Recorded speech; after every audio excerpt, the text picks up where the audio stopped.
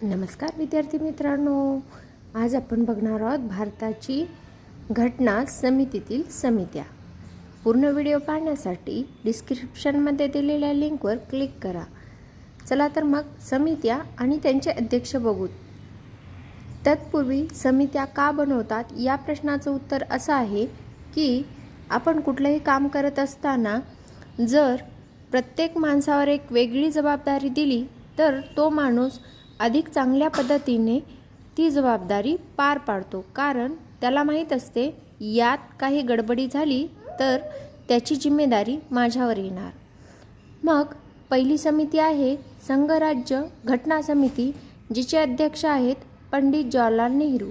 दुसरी समिती आहे संघराज्य अधिकार समिती, जिची अध्यक्ष आहेत पंडित जवाहरलाल नेहरू।